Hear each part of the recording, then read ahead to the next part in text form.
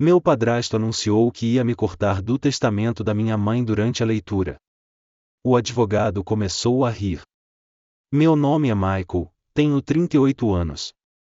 Estava sentado no escritório de um advogado, enquanto meu padrasto anunciava, alto, para todos, que eu não receberia absolutamente nada do testamento da minha falecida mãe. Antes de contar sobre o momento em que o advogado começou a rir e revelou que meu padrasto havia, na verdade, estado vivendo na minha casa, dirigindo meus carros e gastando meu dinheiro pelos últimos 14 meses, deixe um comentário abaixo e me diga de onde no mundo você está ouvindo isso. O ar na sala de conferências da Henderson, Black e Associados estava espesso com o cheiro de couro velho e dinheiro novo, ou pelo menos a expectativa dele. Eu estava sentado de um lado da mesa maciça de mogno, uma ilha solitária num mar de tensão. Do outro lado, estava sentado meu padrasto, Richard, ladeado por seus 2 filhos adultos, Jason e Vanessa. Eles não estavam tentando esconder sua alegria. Ela irradiava deles em ondas, uma energia presunçosa e triunfante que sugava o oxigênio da sala. Estou pensando no iate, disse Jason, sua voz um tom alto demais, claramente para que eu ouvisse. Ele se inclinou em direção à irmã, um sorriso conspiratório no rosto. Nada muito louco, talvez 70 pés. Poderíamos levá-lo ao Caribe no Natal. Uma verdadeira celebração. Vanessa riu, um som como cubos de gelo tilintando num copo vazio. Era frágil e frio. Papai, acho que finalmente vou conseguir aquele apartamento na cidade, o que tem piscina na cobertura e vista para o parque. É a hora de ter um lugar adequado. Richard sorriu, orgulhoso, para eles, um patriarca orgulhoso presidindo seus despojos. Ele usava um terno escuro listrado que provavelmente custava mais que meu carro, e seu sorriso era uma obra-prima de autossatisfação. Ele captou meu olhar, e o sorriso se contraiu, o calor desaparecendo, substituído por um sorriso de puro desprezo. Ele me olhou como se eu fosse algo que tivesse raspado da sola de seu sapato italiano caro. Encontrei seu olhar e o mantive. Não sorri, não fiz cara feia, não lhe dei nada. Meu rosto era uma máscara vazia, mas, por dentro, um nó frio e duro de determinação estava enrolado apertado no meu estômago. Eu não estava aqui como uma vítima implorando por migalhas. Estava aqui para terminar uma guerra. Pelos últimos 7 anos, este homem havia travado uma campanha silenciosa e brutal contra mim. Ele havia sistematicamente isolado minha mãe, voltando-a contra mim, contra seus amigos mais antigos, contra todos que realmente a amavam.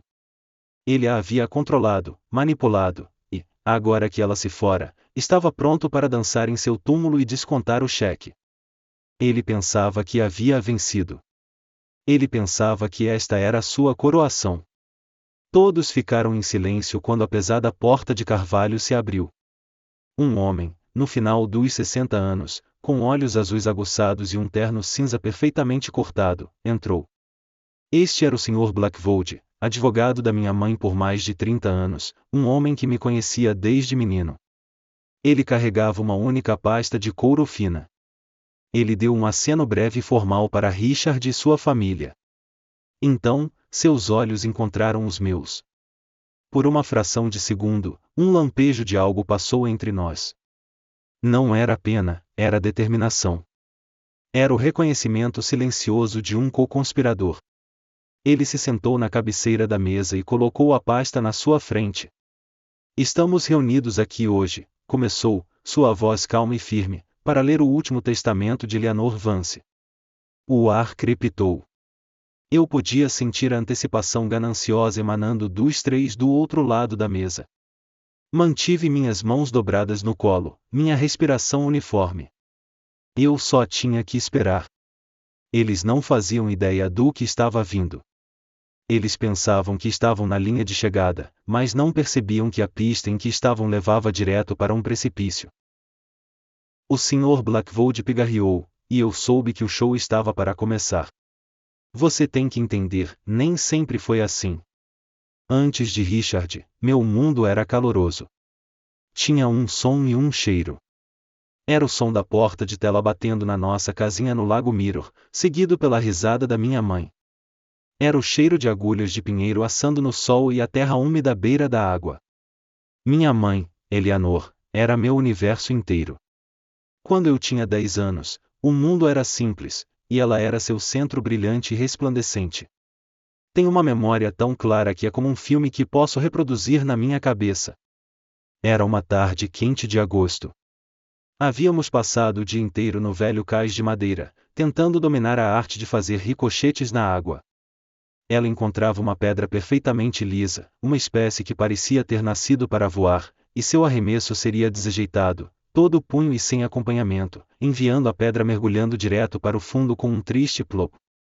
Então, eu encontrava uma pedra irregular estranha e, com o movimento do pulso, a enviava dançando pela água, 5 ou 6 vezes, antes de desaparecer. Ela jogava a cabeça para trás e ria, aquela risada genuína e despreocupada que fazia o sol parecer mais brilhante. Você tem o toque mágico, Mickey, ela dizia, bagunçando meu cabelo. Nunca perca isso. Naquele mundo, não havia sombras, não havia motivos ocultos. Éramos só nós dois contra o mundo, e isso parecia mais que suficiente. O dia em que tudo mudou, a primeira sombra caiu. Richard chegou. Ele apareceu num Mercedes preto brilhante que parecia alienígena, estacionado ao lado da perua sensata da minha mãe. Ele saiu usando um suéter de cashmere no meio de setembro e um sorriso que parecia muito ensaiado, muito perfeito. Ele era charmoso, vou dar isso a ele. Era um mestre do grande gesto. Ele trouxe flores para minha mãe que não eram de um supermercado, lírios exóticos e orquídeas. Ele contava histórias de viagens de negócios para Londres e Tóquio que faziam os olhos dela brilharem. Ele a fazia rir, mas era uma risada diferente, um pouco mais formal, um pouco menos livre. Uma criança vê coisas que adultos, especialmente adultos que estão solitários e querem acreditar num conto de fadas, tendem a perder. Eu vi como seu sorriso nunca chegava completamente aos olhos. Eu vi como ele olhava para nossa casa, para os móveis antigos da minha mãe, para a pintura sobre a lareira, não com carinho, mas com um tipo de cálculo, como se fosse um avaliador fazendo inventário. Ele não estava olhando para um lar, estava olhando para ativos. A primeira rachadura real no meu mundo apareceu alguns meses depois. Foi sobre nossa tradição anual, a viagem de acampamento de outono. Era nossa coisa, só nós dois subindo para as montanhas para ver as folhas mudarem, pescar nos riachos frios, contar histórias ao redor da fogueira. Eu tinha minha mala pronta há uma semana, minha vara de pescar encostada na porta. Na manhã em que deveríamos partir, desci as escadas, vibrando de empolgação, para encontrar Richard na cozinha, abraçando minha mãe por trás enquanto ela fazia café. Querida, você parece cansada, ele murmurou, sua voz suave, doce como xarope. Todo esse planejamento, as malas, é muito para uma pessoa. Por que não temos apenas um fim de semana agradável e relaxante em casa? Posso grelhar alguns daqueles bifes que você gosta. Podemos finalmente assistir aquele filme que você queria ver. Eu vi o lampejo de decepção no rosto da minha mãe, mas foi rapidamente substituído por outra coisa e cansaço. Ele estava certo. Ela realmente parecia cansada. Eu não havia notado. Oh, eu não sei, Richard, ela disse, sua voz hesitante. Michael estava ansioso por isso. Ele vai entender, disse Richard, sua mão esfregando o ombro dela de uma forma que parecia consoladora, mas se sentia como uma âncora, mantendo-a no lugar. Um menino da idade dele precisa aprender flexibilidade. Além disso, é importante você descansar pela sua saúde. Ele havia enquadrado tão perfeitamente. Argumentar com ele seria argumentar contra o bem-estar dela. Ela cedeu. Claro que cedeu. Talvez você esteja certo, ela suspirou. Passei o fim de semana no meu quarto, o cheiro de bife grelhado parecendo um insulto pessoal. Eu podia ouvir suas risadas do deck lá embaixo. Foi a primeira vez que ele tomou algo que era ironicamente nosso e apagou. E ele havia feito isso tão habilmente que acabou parecendo o herói, o parceiro atencioso, enquanto eu era apenas a criança fazendo birra. Esse era seu método, e morte por 1000 cortes, pequenas manipulações, sugestões gentis, todas projetadas para colocar uma cunha entre minha mãe e todos os outros. A cunha entre nós cresceu e virou um abismo no dia da grande briga. Eu tinha 17 anos, último ano do ensino médio. Havia acabado de conseguir uma bolsa parcial para uma universidade estadual, uma boa, para estudar assistência social, e estava extasiado. Não era mais uma criança. Tinha um plano. Queria ajudar pessoas. Era um futuro que havia escolhido, um caminho que parecia certo e verdadeiro para quem eu era. Contei a notícia durante o jantar, meu peito inflado de orgulho. Minha mãe ficou emocionada, seu rosto se iluminando. Oh, Mickey, isso é maravilhoso! Mas Richard colocou o garfo para baixo com um clique suave e deliberado. O som pareceu sugar toda a alegria da sala. Assistência social, ele disse, saboreando as palavras como se fossem veneno. Ele tinha uma expressão de leve diversão no rosto, o tipo que você daria a um cachorro que aprendeu um truque bobo. Michael, isso é nobre, suponho, mas não é uma carreira. É uma caridade pela qual você é mal pago. Que tal escola de negócios? Um homem precisa ser prático. Tenho conexões. Posso te colocar em Wharton. Você poderia ser um verdadeiro sucesso. A condescendência em sua voz foi um fósforo aceso.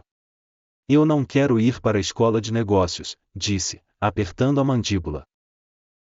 Minha definição de sucesso não é só sobre dinheiro. Quero ajudar pessoas que precisam.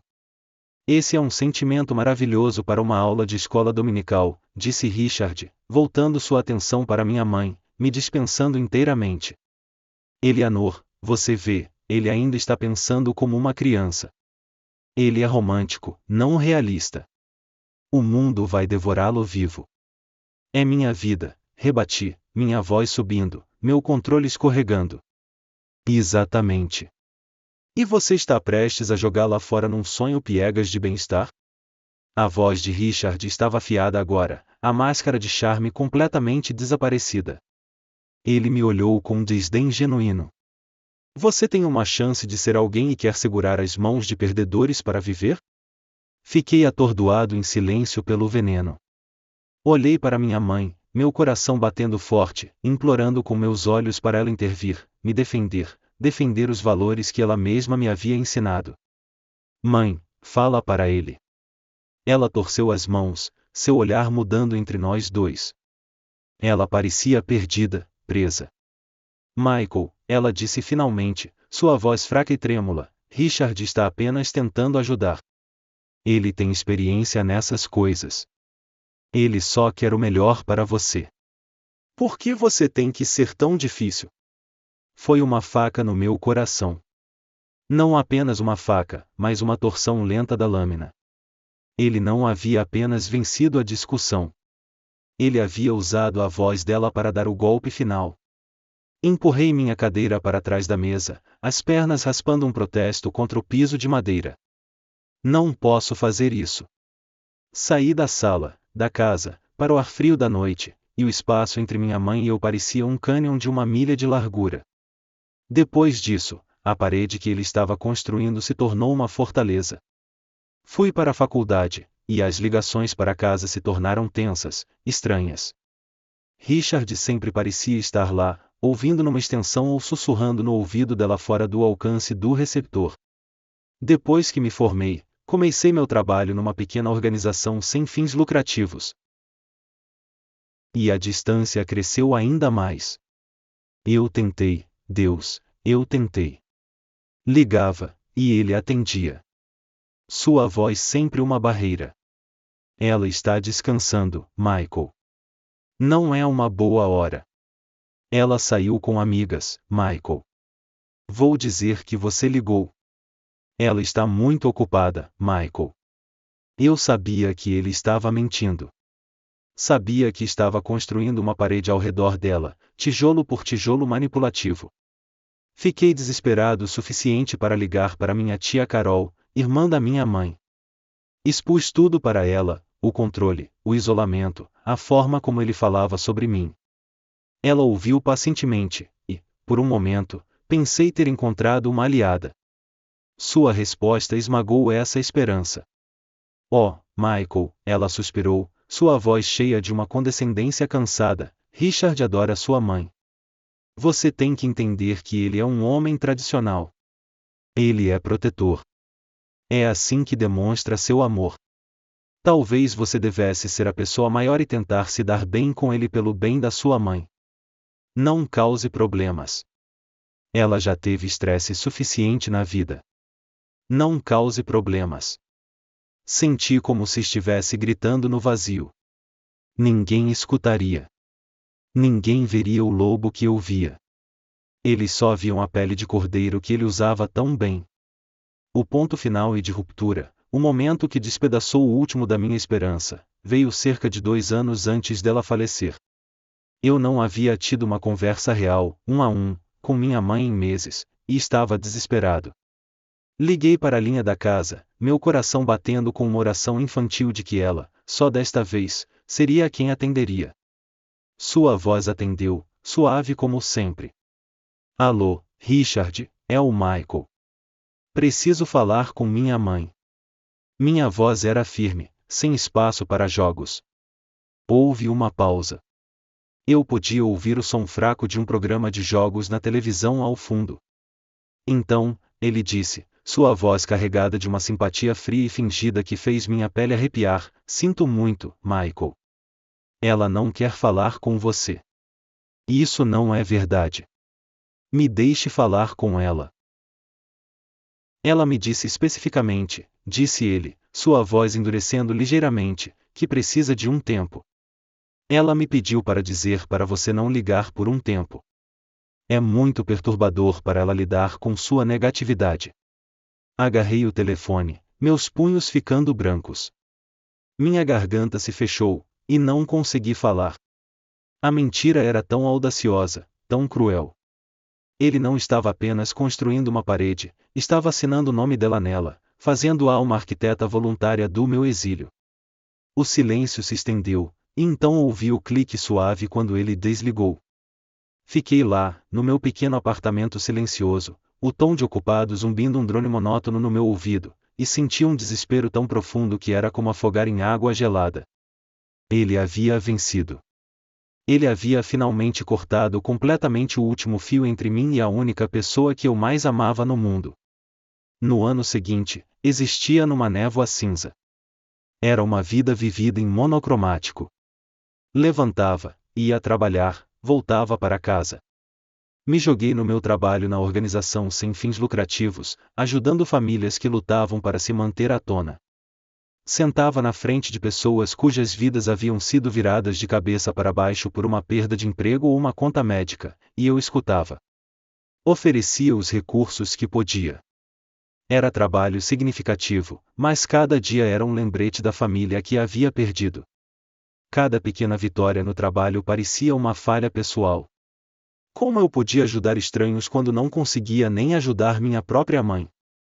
Mandei cartões de aniversário e presentes de Natal para um buraco negro. Nunca foram reconhecidos. Respeitei o que pensava serem os desejos da minha mãe, dando a ela o espaço que Richard alegava ela precisar. A dor não era mais aguda. Havia se assentado numa dor constante e surda no meu peito, um peso permanente. Me sentia um fracasso. Era um homem de 36 anos que havia deixado um valentão me afastar da minha própria mãe. Não havia sido forte o suficiente para protegê-la, e agora tinha que viver com isso. Então, numa terça-feira chuvosa tarde, meu mundo se abriu. Meu telefone vibrou com um número que não reconheci. Estava no meio de escrever uma proposta de verba e quase ignorei. O trabalho era meu refúgio, mas algo me fez atender. Alô, disse, minha voz plana, distraída. É o Michael Vance? Uma voz de mulher perguntou. Era baixa e urgente, um sussurro que carregava peso. Sim. Quem é? Meu nome é Sharon. Eu sou a enfermeira particular da sua mãe. Meu coração não apenas parou. Parecia estar agarrado numa garra gelada. Enfermeira particular. Sabia que minha mãe tinha alguns problemas de saúde, artrite, pressão alta, mas Richard sempre os minimizava, fazendo soar como as queixas comuns do envelhecimento. Ela está bem? O que há de errado? As palavras saíram numa pressa. Ela não está bem, Michael, disse Sharon. E eu podia ouvir o medo na voz dela, o medo que ela estava tentando suprimir. Ela foi diagnosticada com câncer, e está avançado. Câncer de pulmão. Richard vem dizendo para todos que é um problema menor, que está sob controle, mas não está. Ele controla tudo, os médicos dela, a agenda, com quem ela pode ou não falar. Ele diz que ela está muito frágil para visitas. A palavra frágil estava codificada em sarcasmo. Mas ela tem perguntado por você, repetidamente. Ela precisa te ver agora. E ele não pode saber. A névoa cinza na minha cabeça não apenas evaporou, foi explodida por uma onda de adrenalina pura e branca. Era tão feroz que fez minhas mãos tremerem. Ele havia mentido, sobre tudo. Quando e onde? Perguntei. Minha voz subitamente clara e firme. Sharon me deu o nome do hospital e um horário específico para o dia seguinte. Era uma janela de 3 horas quando Richard tinha seu jogo de golfe fixo com outros aposentados ricos. Há uma entrada de serviço no lado leste do prédio, perto das docas de carregamento, ela instruiu. Vou te encontrar lá. Seja cuidadoso, Michael. Falo sério. Ele às vezes volta cedo. Ele está sempre observando. No dia seguinte, me senti como um espião num filme barato. Meu coração martelando contra minhas costelas a cada passo. Estacionei 3 quarteirões de distância e caminhei até o hospital, minha gola levantada contra um vento cortante. O edifício de tijolos expansivo parecia uma fortaleza inimiga. Encontrei a entrada de serviço, uma porta de metal cinza sem identificação ao lado de uma fileira de unidades de ar-condicionado zumbindo. Sentia-me clandestino e sórdido. Um momento depois, uma mulher em roupas azuis deslizou para fora, olhando ao redor furtivamente antes que seus olhos pousassem em mim.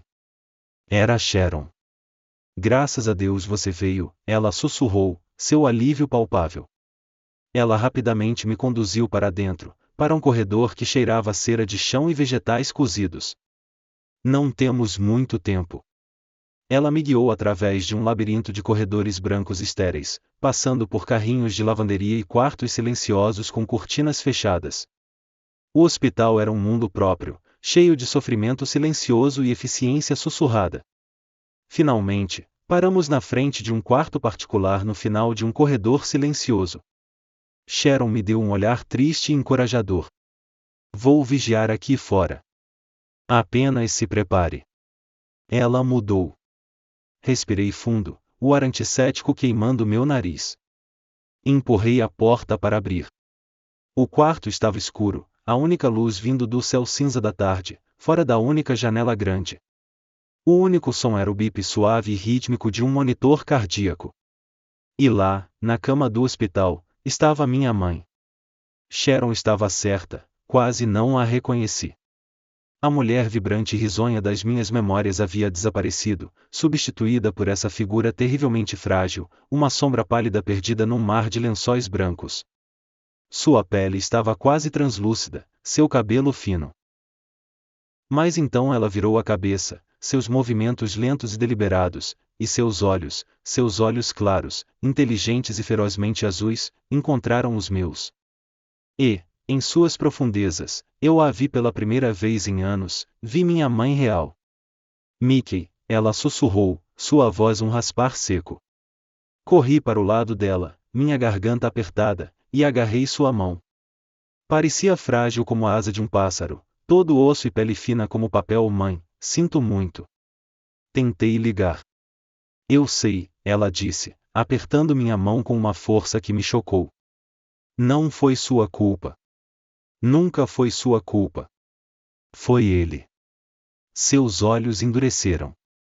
O fogo que lembrava da minha infância ainda estava lá, baixo, mas não extinto. Ele pensa que me tem. Ele pensa que sou uma velha fraca e moribunda que assinou tudo para ele porque ele me encantou. Ele está errado. Olhei para ela, minha mente girando. Do que você está falando, mãe? Este foi o momento em que o mundo virou no seu eixo. Escute-me, Michael, ela disse, sua voz ganhando um fragmento de sua força antiga. Anos atrás, logo depois que seu pai morreu, fiz algo inteligente. Seu pai era um homem brilhante, mas era muito confiante. Ele sempre dizia para ter um plano de segurança. Então, criei um truste familiar irrevogável. Coloquei tudo nele, na casa, as ações, as poupanças, tudo. Ela respirou com dificuldade, o esforço custando caro. O truste é uma fortaleza blindada, Michael, e tem uma regra simples e imutável. No 38º aniversário do meu único filho, Michael Vance, o truste amadureceria, e todo o seu conteúdo seria transferido única e completamente para ele. Ninguém poderia impedir, nem eu, nem um novo marido, ninguém. Eu estava lutando para processar as palavras. Meu 38º aniversário. Mãe, isso foi há 14 meses. Um sorriso fraco e sombrio tocou seus lábios. Sim, legalmente, você é um homem muito rico. Ele não sabe. Ele é arrogante demais para olhar tão fundo na papelada antiga. Ele só viu as contas regulares que podia acessar, as que deixei como isca. Mas um plano de segurança não é suficiente para parar um homem assim. Mickey, ele é uma cobra. Estou presa nesta cama. Não posso mais lutar contra ele sozinha. Ela me olhou, seu olhar penetrante, desesperado. Preciso de você. Preciso que seja meus olhos e minhas mãos. Temos que fazer isso juntos.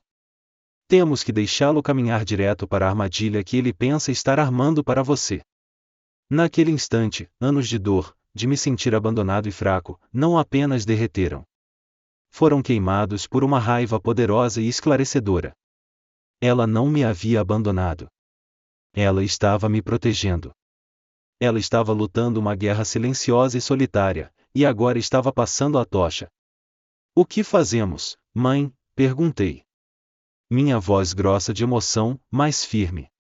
Precisamos de um advogado, ela disse. O melhor. Ligue para o Sr. Blackwood. Ele ajudou seu pai e eu a criar o truste todos aqueles anos atrás. Ele é o único em quem confio completamente. E precisamos saber tudo sobre Richard. Tudo o que ele está escondendo.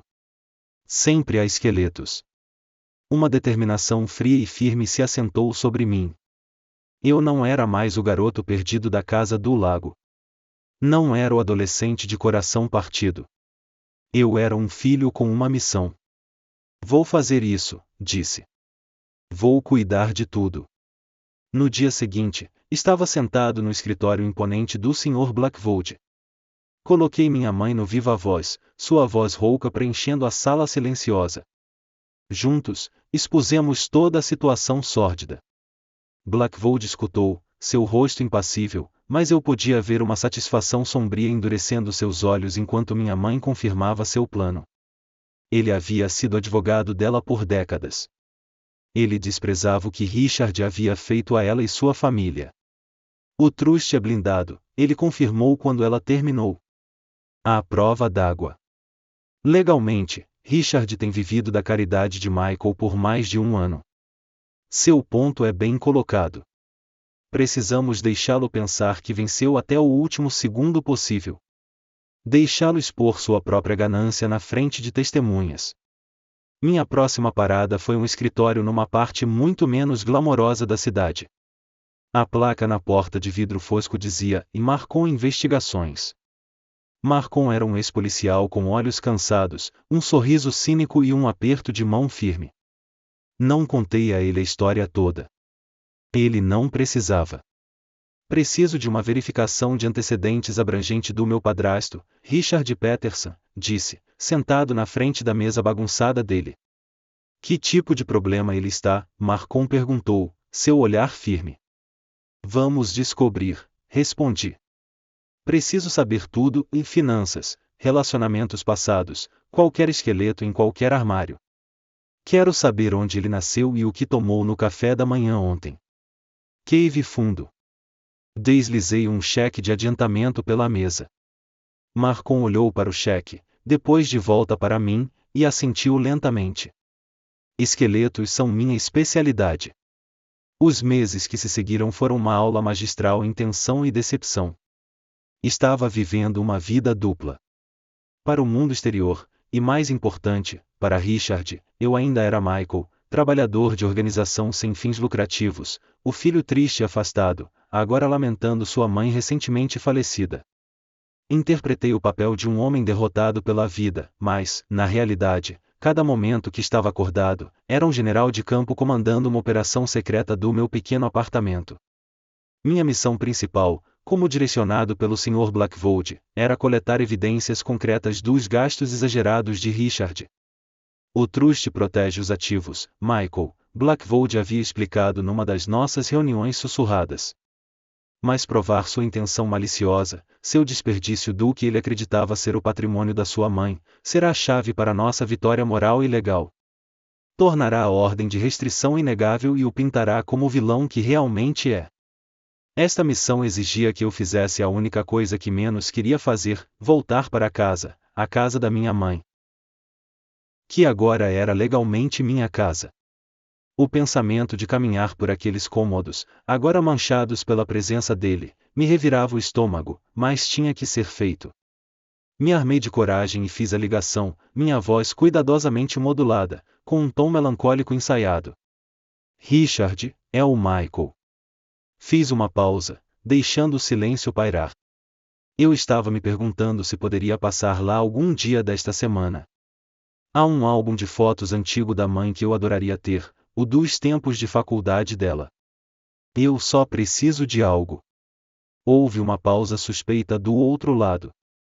Eu quase podia ouvir as engrenagens girando na cabeça dele, procurando o ângulo.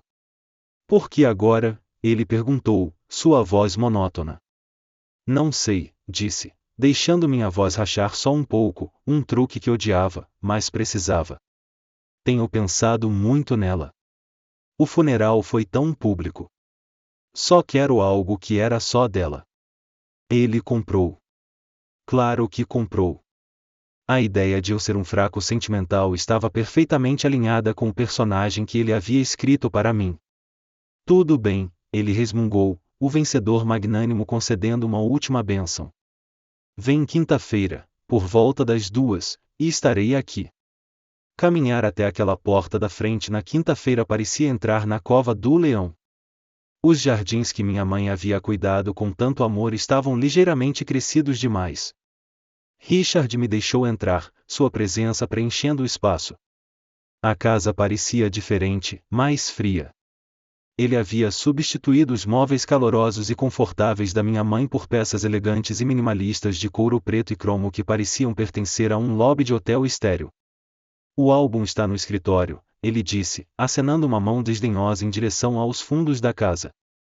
Não demore, tenho coisas para fazer. Ele se acomodou em seu novo trono, um sofá de couro preto monstruoso, e ligou a TV, a conversa alegre de um torneio de golfe preenchendo o ar. Esta era a minha chance. Meu coração estava batendo um ritmo frenético contra minhas costelas. Entrei no escritório, o quarto favorito da minha mãe, agora domínio dele. Meus olhos imediatamente vasculharam pelo prêmio em sua mesa. Era uma bagunça de papéis, contas, extratos bancários, cartas. O álbum de fotos era a minha desculpa, mas os extratos de cartão de crédito eram o alvo. Minhas mãos estavam tremendo enquanto puxei meu telefone, meu polegar pairando sobre o ícone da câmera. Encontrei o que estava procurando quase imediatamente, um extrato American Express Platino. Cuidadosamente, o levantei da pilha. Meus olhos se arregalaram. A lista de cobranças era um testemunho de sua ganância desenfreada, um relógio Patek Philippe de 25 mil de uma boutique na cidade, milhares internos sob medida da Savile Row, cobranças de churrascarias, onde uma única refeição custava o que eu ganhava numa semana. Tirei uma foto, o clique do obturador da câmera soando como um tiro no quarto silencioso. rapidamente, encontrei outro extrato, um Visa, mais do mesmo, voos de primeira classe para Jason e Vanessa, um fim de semana de spa para a filha dele, uma entrada para um carro esportivo novo para o filho. Fotografei tudo, meus dedos voando pela tela, minha mente correndo. De repente, ouvi o couro do Sofaranger na outra sala, passos pesados e deliberados. Ele estava se levantando. Meu sangue gelou. A adrenalina jorrou no meu sistema. Empurrei os papéis de volta na mesa, tentando fazer a pilha parecer tão bagunçada e intocada quanto estava antes. Meus olhos correram pelo quarto e pousaram na estante. Peguei o álbum de fotos justo quando ele apareceu na porta, um copo de uísque na mão. Achou o que estava procurando? Ele perguntou, seus olhos estreitados com suspeita, vasculhando o quarto. Sim, disse, segurando o álbum pesado encadernado em couro. Minha voz estava surpreendentemente firme. Aqui está. Obrigado por me deixar pegá-lo. Forcei um sorriso fraco e triste, esperando que meu rosto não estivesse tão pálido quanto parecia. Ele resmungou, aparentemente satisfeito, e voltou para a sala de estar. Ele não havia visto nada. Não respirei completamente de novo até estar de volta no meu carro, dirigindo para longe, as fotos incriminadoras queimando um buraco na memória do meu telefone. Uma semana depois, estava de volta no escritório do Sr. Blackwood. Ele rolou pelas fotos num tablet, um sorriso sombrio brincando em seus lábios. Isso é perfeito, Michael. Mais que perfeito. Isso é um retrato de um homem dançando num furacão de ganância. Ele olhou para mim. Agora é hora do movimento final antes do checkmate. Você precisa reforçar a percepção dele de você como um fracasso completo. Precisa ligar para ele e pedir dinheiro. O pensamento era repulsivo, mas sabia que ele estava certo. Tinha que interpretar meu papel até o final. Naquela noite, fiz a ligação. Richard, é o Michael. O que é? Ele perguntou, sua voz já carregada de irritação. Eu estou num pouco de problema, disse, tropeçando nas palavras conforme ensaiado. Meu aluguel está vencendo, e estou em falta.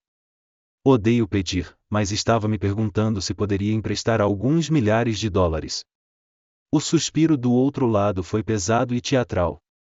Michael, Michael, Michael, ele disse, a piedade concedente pingando de cada sílaba.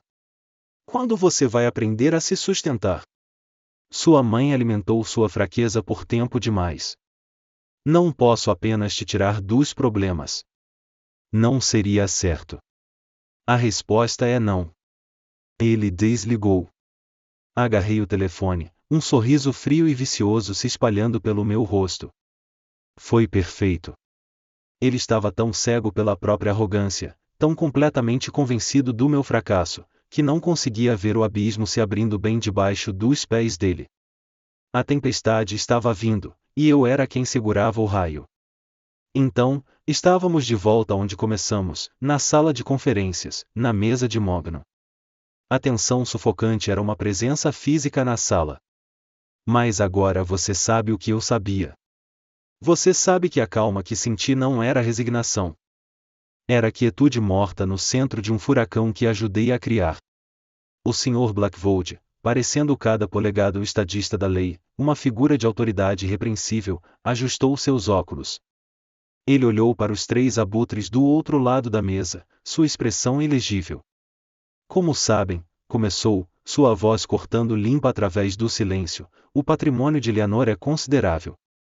Jason visivelmente inflou o peito, como se o dinheiro já estivesse inflando sua conta bancária. Vanessa estava praticamente vibrando de excitação, um olhar faminto nos olhos. Richard, nunca disposto a deixar outra pessoa segurar o palco por muito tempo, se inclinou para a frente. Ele colocou as mãos espalmadas na mesa num gesto de propriedade absoluta, um rei reivindicando o seu trono. Ele não podia esperar. Tinha que ter seu momento de triunfo. Ele precisava que eu testemunhasse. Ele interrompeu o Sr. Blackwood, sua voz ecoando na sala silenciosa.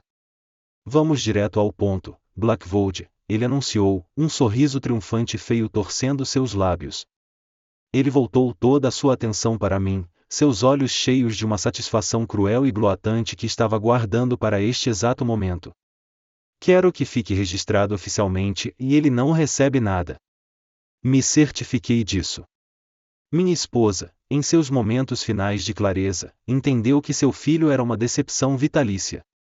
Ela deixou todo o seu patrimônio para mim, seu marido amoroso e devotado, para ser administrado para o bem da minha família.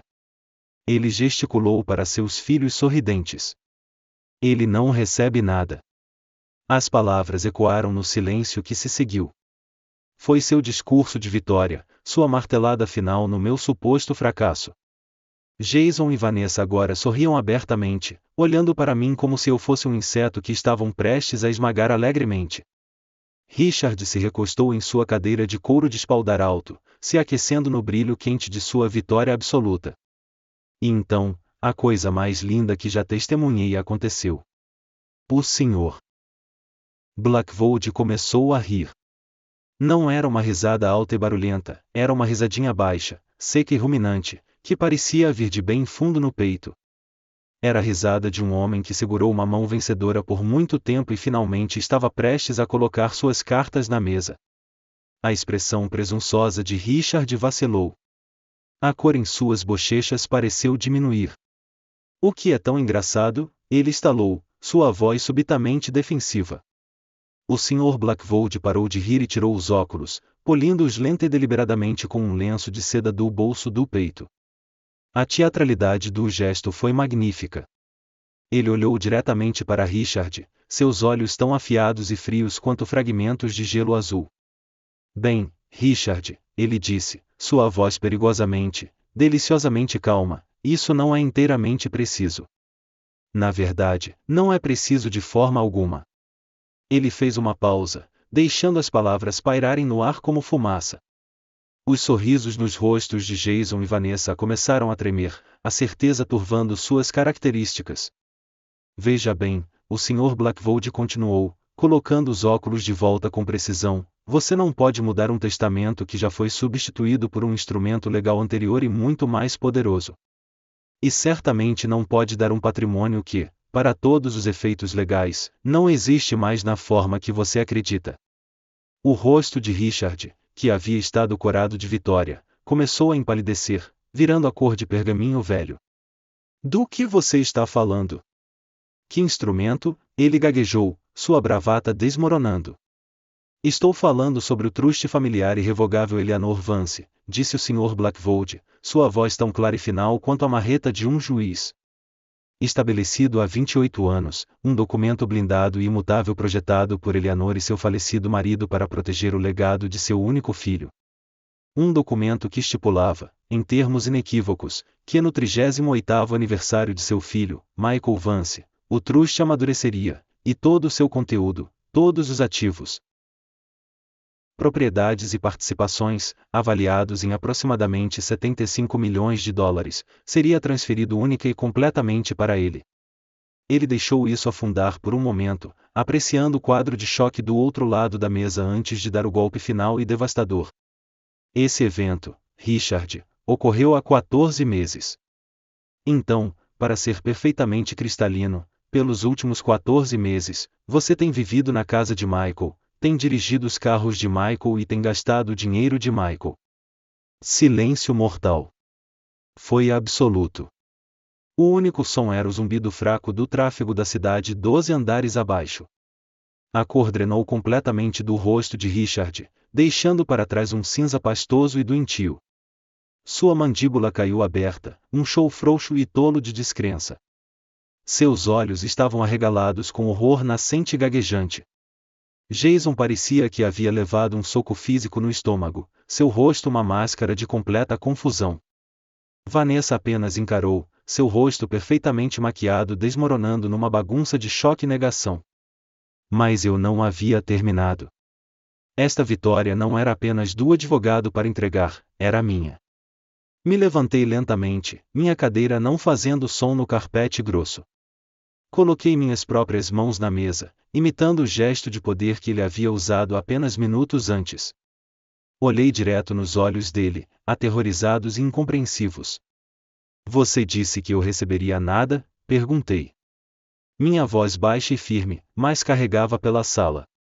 Você está certo. É difícil receber algo de um patrimônio quando você já possui tudo. Alcancei a simples pasta de lona aos meus pés, uma bolsa que ele provavelmente havia zombado quando entrei, e puxei uma pasta fina. Abri e deslizei uma fotografia brilhante pela mesa polida. Parou diretamente na frente dele. Era uma foto cristalina do extrato de cartão de crédito com a compra do relógio Patek Philippe de $25.000 circulado em vermelho. Você estava falando sobre as dívidas da minha mãe?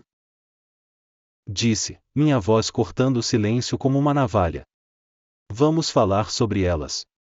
Este relógio, por exemplo, um presente adorável que você comprou para si mesmo em março passado. Com meu dinheiro. Deslizei outra foto, esta parando na frente de Jason. E isto, passagens de primeira classe para Paris para você e Vanessa. Espero que tenham aproveitado o champanhe, porque eu paguei por ele. Encontrei seus olhos, e, pela primeira vez, eles se encolheram, desviando o olhar com vergonha e choque. Então, guardei o melhor para o final. Deslizei um documento final pela mesa. Não era uma foto, era a capa profissional e encadernada de um relatório de um investigador particular, o cabeçalho marcou investigações claramente visível. E então há a questão do seu passado, disse, minha voz caindo para um sussurro gelado que era só para ele.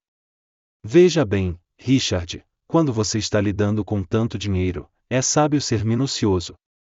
Minha mãe me ensinou isso. Toquei o relatório com um dedo.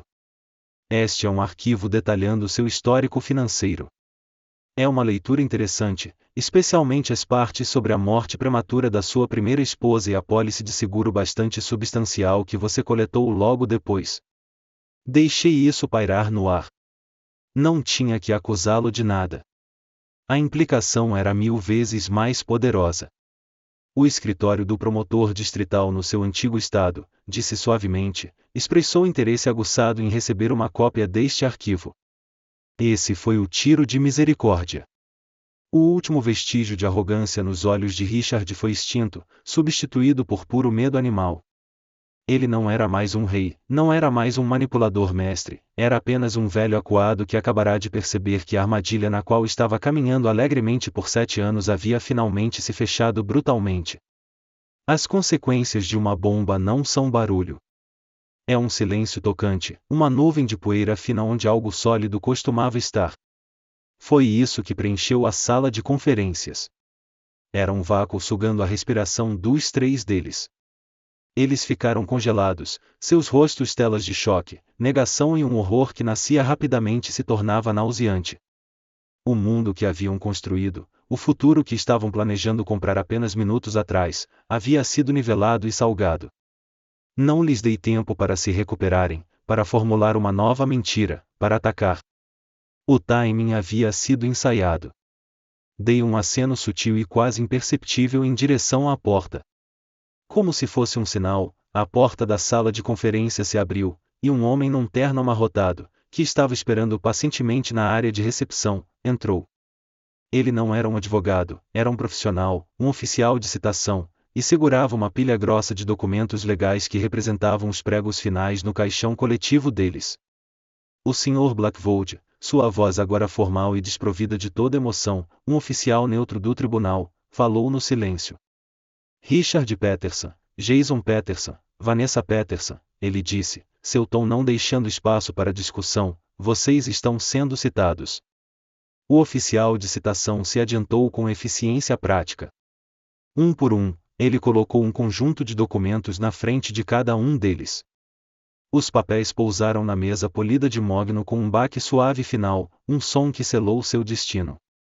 Deixei que encarassem os selos oficiais e a linguagem jurídica intimidante por um momento antes de explicar calmamente a nova realidade de suas vidas. O que vocês têm aí? Disse, minha voz uniforme e desapaixonada. São várias coisas. Vou guiá-los para que não haja confusão. Olhei para Richard. Primeiro, vocês encontrarão avisos de despejo. Tem 30 dias para desocupar todas as propriedades pertencentes ao Trust Vance. Isso inclui a casa principal em Greenwich, a casa do lago nas Adirondacks e o apartamento da cidade de que Vanessa tanto gosta. Uma lista do que podem levar, suas roupas pessoais e objetos adquiridos antes do seu relacionamento com minha mãe, está anexa. Todo o resto fica. Vanessa soltou um pequeno soluço estrangulado, sua mão voando para a boca. A piscina na cobertura, a vista da cidade, tudo desapareceu numa baforada de papel legal.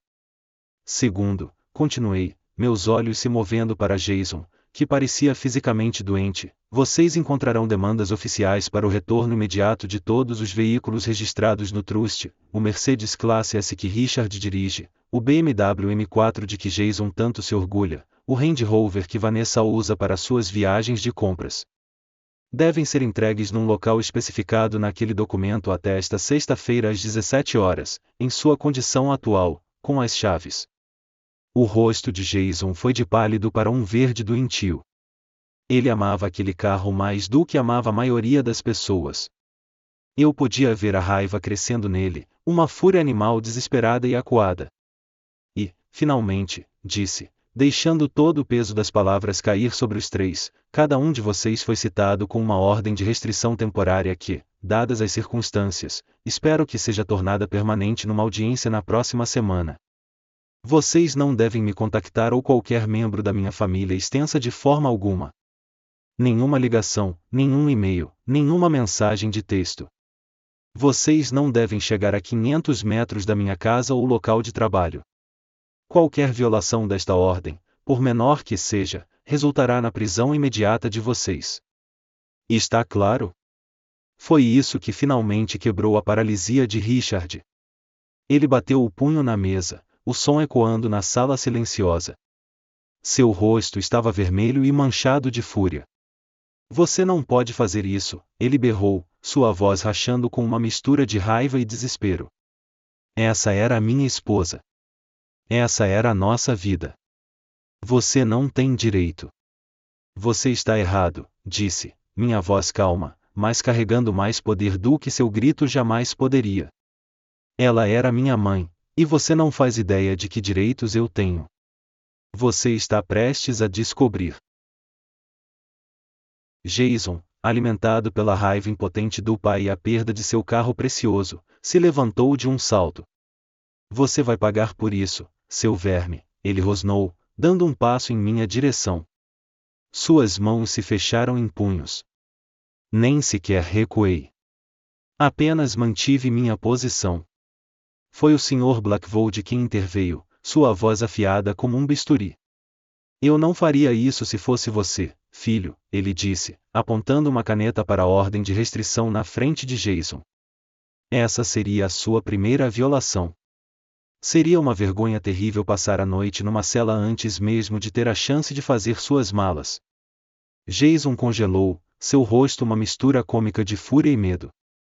Ele era um valentão vitalício que acabará de ter os dentes arrancados e não sabia o que fazer consigo mesmo.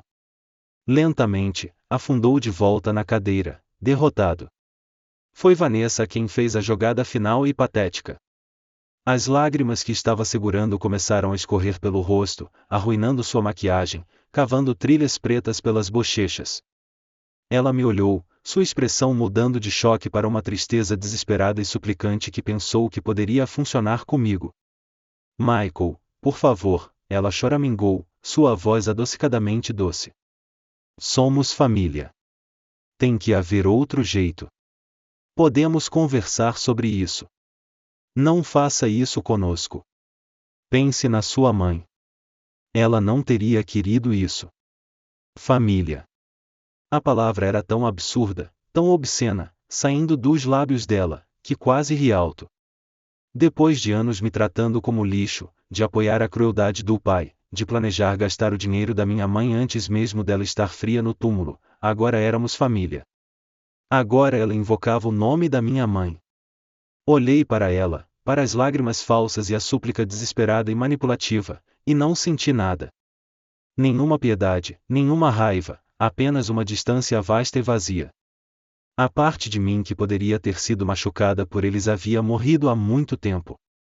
Ele a havia matado. Peguei minha simples pasta de lona. A reunião havia terminado. 30 dias, disse a todos eles. Minha voz monótona e final, uma porta fechada. Virei as costas para eles e caminhei em direção à porta, não lhes dando a satisfação de um olhar para trás. Saiam das minhas casas.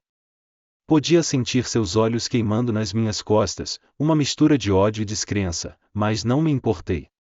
Quando saí para o corredor, deixando-os para se afogar nas ruínas de sua própria ganância ilimitada, senti o peso pesado e sufocante que estava carregando nos ombros por 7 longos anos finalmente, abençoadamente, começar a se erguer. A guerra havia acabado. 6 meses depois, o mundo parecia diferente. Sei que isso soa clichê, mas era a verdade. As cores na minha caminhada para o trabalho pareciam mais brilhantes.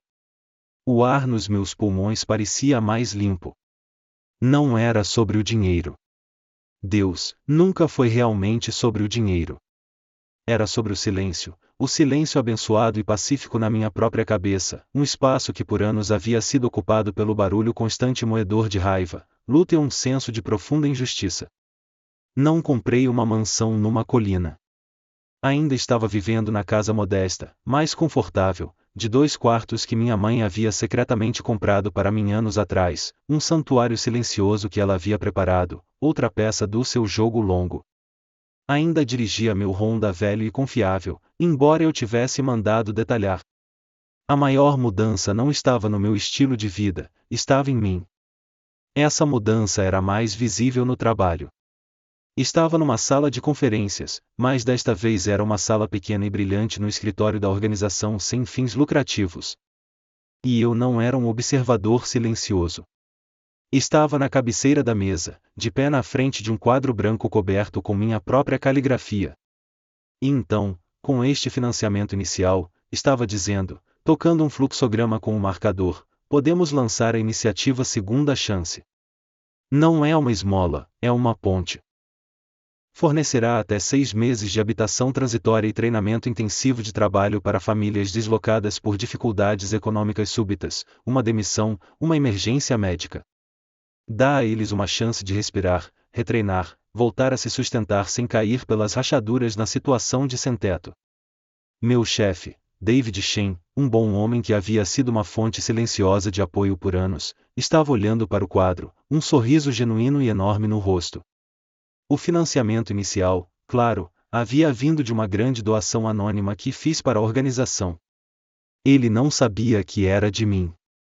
Tudo o que sabia era que um anjo da guarda, como ele chamava, nos havia dado a habilidade de sonhar mais alto. Michael, isso é brilhante, disse David depois que terminei, os outros assistentes sociais concordando. É ambicioso, mas é exatamente o que esta comunidade precisa. Sua liderança nisso tem sido incrível. Você realmente encontrou sua voz. Ele estava certo. Havia encontrado minha voz. Estava lá o tempo todo, enterrada sob anos de dúvida e dor. Senti um calor se espalhar pelo meu peito que nenhuma quantidade de dinheiro jamais poderia comprar. E isso era o propósito. Isso era pegar o legado que meus pais me deixaram, não apenas o dinheiro, mas seus valores de compaixão e comunidade, e transformá-lo em algo que crescesse, algo que ajudasse.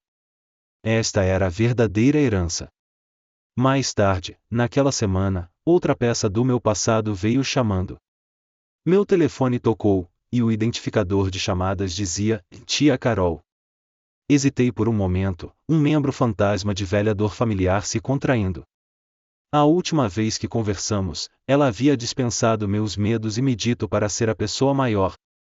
Respirei fundo e atendi. Alô, Michael. Sua voz estava pequena, hesitante, quase irreconhecível. É sua tia Carol. Oi, tia Carol, disse, minha voz neutra. Houve uma longa pausa do outro lado da linha, e então a ouvi tomar uma respiração trêmula e soluçante. Michael, meu Deus, sinto muito, ela disse, e sua voz se quebrou num soluço. Ouvi coisas, Michael. A amiga da sua mãe me contou o que aconteceu na leitura. Ela me contou como aquele homem era, o que ele fez, e eu estava tão cega. Não escutei você quando tentou me contar todos aqueles anos atrás. Disse para você apenas se dar bem, para não causar problemas. Ela estava chorando abertamente agora. Estava errada, Michael. Falei com você. Falei com minha irmã. Você pode me perdoar? O pedido de desculpas era tão cru, tão completamente despido de orgulho, que me desarmou. Os últimos vestígios de ressentimento que mantinha em relação a ela, amargura que nem mesmo percebia que ainda carregava, simplesmente se dissolveram. Ela era uma vítima da manipulação dele também. Está tudo bem, tia Carol, disse, e, para minha surpresa, quis dizer isso com cada fibra do meu ser. Acabou agora. Ele enganou muitas pessoas. Você não precisa se desculpar. Conversamos por mais meia hora, realmente conversamos, pela primeira vez em quase uma década. Ela perguntou sobre meu trabalho. Perguntei sobre os filhos dela. Parecia reconstruir uma ponte, tábua por tábua, sobre um cânion que uma vez pensei ser permanente e intransponível. Era outra peça da minha vida antiga, minha vida real, se encaixando de volta no lugar. Naquela noite, soube que era a hora.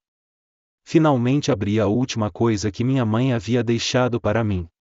Era um envelope grosso e cor de creme que ela me havia dado durante aquele encontro secreto no hospital. Para depois que acabar, ela havia sussurrado, pressionando na minha mão. Mantive-o na minha mesa de cabeceira, esperando pelo dia em que a guerra fosse verdadeiramente vencida. Minhas mãos tremeram ligeiramente quando quebrei o selo. Dentro, não havia um documento legal ou outra instrução secreta. Era uma carta de várias páginas, escrita em sua familiar caligrafia elegante e ondulante. Sentei na minha poltrona favorita, a que ela sempre amou, e comecei a ler. Ela escreveu sobre seu amor por mim, seu orgulho do menino que eu era e do homem que estava me tornando. Ela escreveu sobre seus próprios arrependimentos, sua solidão depois que meu pai morreu e como havia deixado o charme de Richard a cegar por um tempo. E então ela escreveu as palavras que reformulariam toda a aprovação, as palavras que se tornariam a verdadeira fundação da minha nova vida. Mickey, sei que isso tem sido difícil para você, meu doce Mickey, ela escreveu. Sei que este plano forçou você a mentir e se esconder, a carregar um fardo terrível de segredo. E dói meu coração saber que coloquei isso em você. Mas preciso que saiba algo, e preciso que acredite nisso. Não lhe dei uma vitória. Uma vitória é um prêmio, algo que pode ser dado ou tirado. Só lhe dei uma arma. O truste era apenas uma ferramenta, uma fortaleza que tive a previsão de construir anos atrás. Mas você, meu filho, você lutou a batalha. Você entrou na cova do leão. Você coletou a inteligência.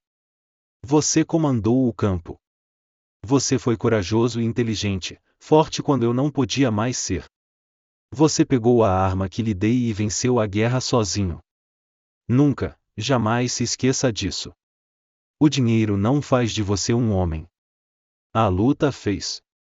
Estou tão orgulhosa do homem que você se tornou. Lágrimas escorreram pelo meu rosto enquanto lia, as palavras pingando na página.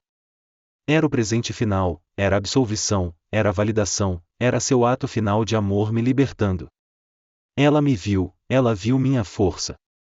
Não foi o plano mestre dela que nos salvou, foi nossa parceria. Ela havia colocado a fundação, mas eu havia construído a vitória sobre ela com minhas próprias mãos. O dinheiro, as casas, eram apenas objetos. Esta carta, esta mensagem final de sua fé em mim, era o verdadeiro tesouro. No domingo seguinte, dirigi até o cemitério. Era um dia de outono nítido, do tipo que minha mãe sempre amou. O ar estava limpo e cortante, e as folhas nas árvores de bordo que ladeavam os caminhos sinuosos. Era um tumulto de vermelho e dourado brilhantes. Parei e comprei um grande buquê de rosas, suas favoritas. Ela dizia que eram da cor de um nascer do sol feliz. Encontrei seu túmulo numa encosta suave com vista para uma pequena lagoa pacífica. Era uma lápide de granito simples e elegante, exatamente como ela queria. Eleanor Vance, mãe amada. Nada mais. Me ajoelhei na grama fria e coloquei as rosas cuidadosamente no pequeno vaso de bronze. Escovei uma folha perdida da pedra. Por muito tempo, apenas fiquei lá, sentindo a brisa fresca no meu rosto. A raiva havia ido embora. A amargura havia evaporado, a necessidade de vingança havia sido satisfeita e não deixou resíduo. Tudo o que restava era uma paz profunda e silenciosa. Pensei em algo que ela costumava me dizer quando eu era criança, uma frase que finalmente havia entrado em foco para mim nos últimos meses. Esperto e inteligente não são a mesma coisa, Mickey. Nunca se esqueça disso. Richard havia sido esperto. Era um mestre do jogo de curto prazo da manipulação, de encontrar a fraqueza numa pessoa e explorá-la. Era esperto o suficiente para tomar, controlar, isolar. Mas minha mãe, ela era inteligente. Ela jogou o jogo longo.